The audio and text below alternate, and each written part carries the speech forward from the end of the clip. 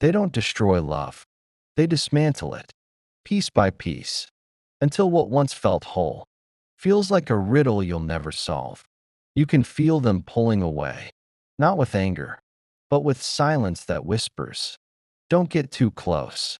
They make connection, a maze with no exit.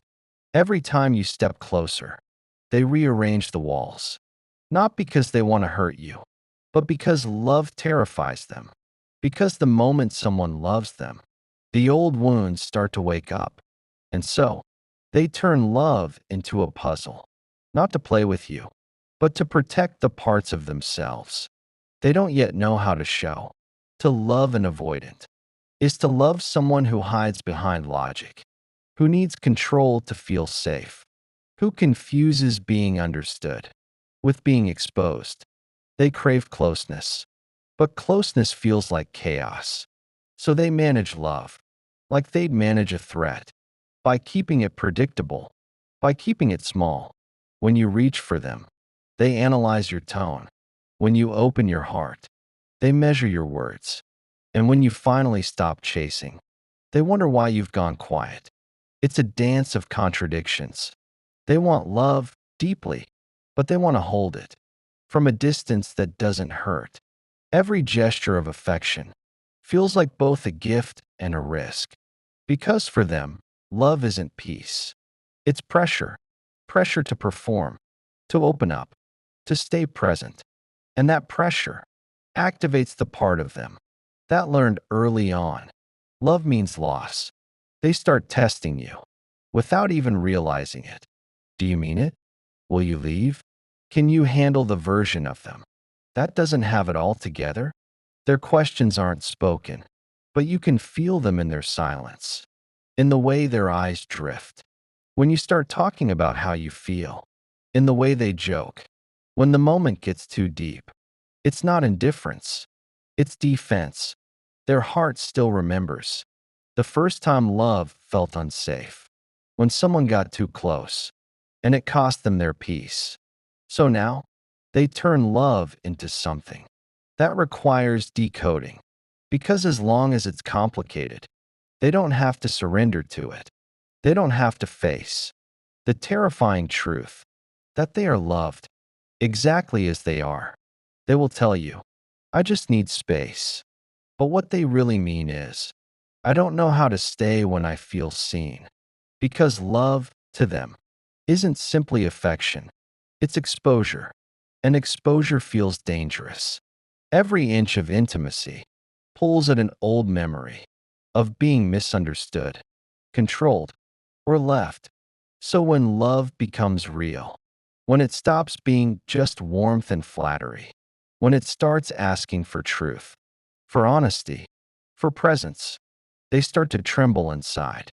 Their body remembers the cost of depending on someone, and suddenly, they start to build walls.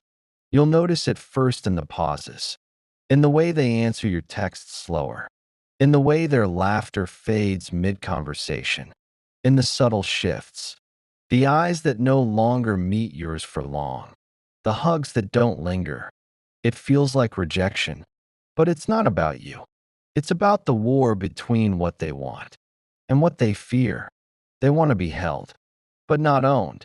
They want to be known, but not seen too clearly. Because being seen means being vulnerable, and being vulnerable means risking that someone might not stay. So they turn love into a puzzle. They'll say things that confuse you, then retreat before you can respond. They'll express affection in one moment and shut down the next. They'll crave reassurance, then reject it when it comes. You'll start to wonder, what am I missing? What am I doing wrong? Why can't I make them feel safe? But the truth is, you can't solve what they refuse to see in themselves. They're not trying to hurt you. They're trying to manage the unbearable weight of being emotionally known. Because when someone knows their heart, it feels like they lose control of it. Control is their comfort, and love threatens that. So they'll intellectualize what should be felt. They'll question what should be trusted. They'll distance themselves not because they stopped caring, but because caring feels dangerous. To them, love has always been something earned, something that could be taken away if they got too comfortable. So even as they long for connection, they'll create emotional puzzles, unspoken rules, mixed signals, moments of closeness, followed by unexplained withdrawal. They will keep you guessing, not out of cruelty, but because certainty feels foreign. They don't know how to receive love. That doesn't require fixing, chasing, or proving. So they recreate confusion. Because confusion feels familiar, you start to see it over time. That love, for them, is not something they flow into. It's something they analyze, distrust, and test. Every gesture of kindness you offer feels to them like a trick. Every steady moment feels like a setup for disappointment. Because deep down, they don't believe in consistency. They believe in survival. So they stay alert, scanning every word, every silence, every pause for signs of rejection. You say, I love you. They hear, what if you change your mind? You say, I'm not going anywhere. They think, no one ever really stays. They can't help it. They're fighting ghosts. Ghosts of promises that fell apart. Ghosts of affection that turned conditional. Ghosts of parents who said, I love you, but disappeared when it mattered most. So when you show up, consistent, kind, loving, it doesn't relax them. It confuses them. They've built an identity around not needing anyone. And now, your steady presence threatens that identity. Because if you're safe, if you're real, if you're not going anywhere, then they'll have to feel how lonely they've actually been. And that's the pain they've spent years avoiding. They've built walls out of independence. They've worn detachment like armor. They've told themselves, I'm fine alone. But your love starts cracking that story open. It exposes how much they've needed warmth, how much they've craved a place to rest. And that truth, it's unbearable. So instead of letting it in, they'll pull away. They'll convince themselves that you're too much, that the relationship is too intense, that they just don't feel the spark anymore. They'll say they need to find themselves, but what they're really trying to find is safety from their own vulnerability. Because you've touched the one thing they've buried under all that control, the longing to be loved without having to earn it. And that kind of love terrifies them. They're used to relationships that confirm their fears, partners who chase them, situations where they feel superior or detached. But when someone meets them with real presence, when someone doesn't chase and doesn't leave, when someone just stays and sees them, that's when they panic. Because they can't hide anymore. Not behind logic, not behind distance, not behind the story that they're better off alone. You start to see it in their eyes. That flicker of confusion. When you don't react to their withdrawal. When you stay calm. When you say, it's okay, I'm still here. That's when they realize they're not in control anymore. Love has entered their territory. And love, real love, doesn't play by the same rules as fear. It doesn't need control. It doesn't need the upper hand. It only needs honesty. But honesty is the one thing they've learned to fear the most. Because honesty with you means honesty with themselves. And deep down, they know they're tired. Tired of pretending not to care. Tired of acting like they don't need anyone. Tired of building walls when all they want is warmth. That's the silent war inside them, wanting closeness while fearing it might destroy them. You might notice something strange when this happens. They'll start missing you even before you're gone. They'll crave the connection while simultaneously running from it. It's like watching someone reach for water while convincing themselves they're not thirsty. You see, they mistake safety for boredom, and they mistake chaos For love, because chaos, at least, feels alive. It's familiar. It keeps their defenses active. And that, to them, feels safer than peace. Peace demands surrender. Peace asks them to trust. And trust, to them, feels like walking back into the fire that burned them long ago. So they'll do what they've always done. They'll intellectualize the emotion. They'll rewrite the story. They'll say things like, I think we've outgrown each other. Or, I just don't feel that connection anymore. But inside, they're trembling. Because for the first time, love didn't destroy them. It revealed them. And now, they don't know who to be. Without the distance, without the control, without the constant narrative of, I don't need anyone. They're left standing, face to face, with the truth. They do need someone. They always have. And that truth is both the most freeing and the most frightening thing they've ever felt. There comes a moment when the puzzle begins to turn on them, when the very distance they used to feel safe starts to ache. They don't know how to name it. That quiet longing, that restless emptiness, that no amount of solitude can fill. Because this time, the silence doesn't soothe, it exposes. They start to realize that in keeping love out, they've also kept themselves locked in. They look at the texts they didn't send, the calls they ignored, the moments they laughed, but didn't really let it in. And there's this stillness, this dawning awareness that the walls they built were never meant to protect them anymore. They became prisons. But here's the cruel irony. They don't know how to leave the cage without feeling naked. You might think they don't care, but inside, they're fighting a battle between the part of them that wants to reach out and the part that says, don't risk it, you'll lose again. They'll replay your words in their head over and over, not because they miss the sound, but because they're trying to decode it, trying to make sure love was real before they dare admit they pushed it away. They'll convince themselves you were too emotional, too demanding, too much, because it's easier than facing the truth that they were afraid of feeling enough. They'll tell themselves, it's better this way. That peace comes from distance. But deep down, they're haunted by every moment you made them feel safe. And they still ran.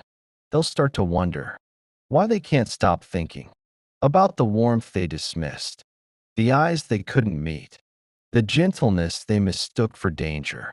It's not regret, not yet.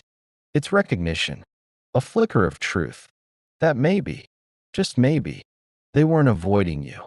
They were avoiding the part of themselves that wanted to be loved, but didn't know how to survive it.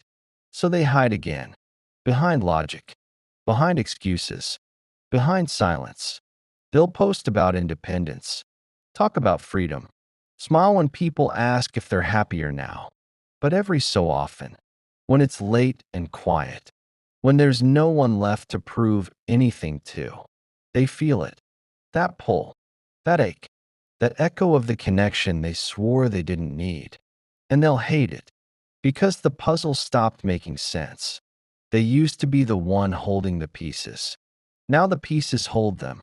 They'll start realizing that all the games, all the tests, all the ways they tried to stay in control, they weren't protecting their heart.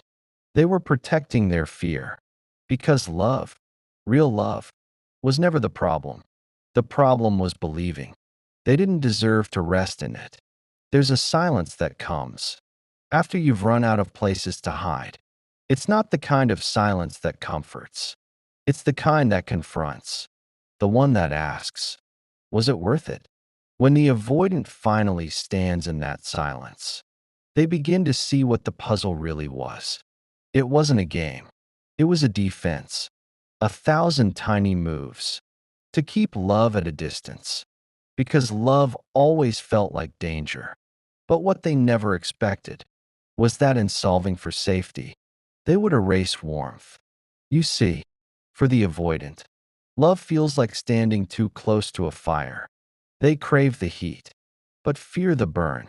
So they stand just far enough away to feel something, but never enough to melt the ice inside them. Yet love doesn't work that way. You can't stay half present and expect to feel whole. You can't keep love at arm's length and still hope it heals you. And so, little by little, the truth starts to seep in, not through lectures, not through loss, but through the haunting realization that the very thing they feared, closeness, was the only thing that could have ever made them feel safe. They remember your patience, your softness, the way you didn't try to fix them, you just wanted to be there. And suddenly, all the walls they built start to sound like echoes of the same lie. I'm better off alone. Because alone, they were always in control, but they were never at peace. They thought peace meant silence, but now they understand. It meant stillness inside connection. It meant being held and not having to run. And that realization doesn't come with fanfare. It comes quietly, in the moments between their breath, when they finally admit they miss being known, not the performance, not the pretending, the real kind, the kind where you don't have to explain your silence, because someone just gets it, and they start to long for that. Not the thrill, not the chase, but the peace of being understood, without being pursued. That's when something shifts, because healing for the avoidant doesn't start with closeness, it starts with courage. The courage to face what's inside the distance. The courage to admit that avoidance isn't strength. It's a wound wearing armor. And sometimes, the bravest thing they can do is stop running, to sit with the ache, instead of escaping it, to stay in the conversation, instead of shutting down, to let someone's kindness in, even when it terrifies them. Because slowly, piece by piece, that's how the puzzle unwinds. Not through pressure, but through presence. Not through fixing, but through feeling. And maybe one day, they'll realize they were never trying to solve love. They were trying to solve their fear of being loved. And that's a puzzle that only begins to make sense when they stop playing to win and start choosing to stay. Because the truth is, the avoidant doesn't need to be chased. They need to be met in their confusion, in their fear, in their hesitance, with steady love that says, you don't have to disappear to be safe. And when that love finally meets them there, not demanding, not rescuing, just being, something sacred happens. They begin to feel safe enough to stop surviving. And for the first time, they might realize love was never the puzzle. It was the answer they were too scared to believe in. If this spoke to something in you, the part that's tired of chasing what always runs, or the part that keeps running from what feels too real, you're not alone in it. Let this be your reminder. You don't have to earn safety by staying distant. Sometimes healing begins the moment you let yourself be seen and stay there.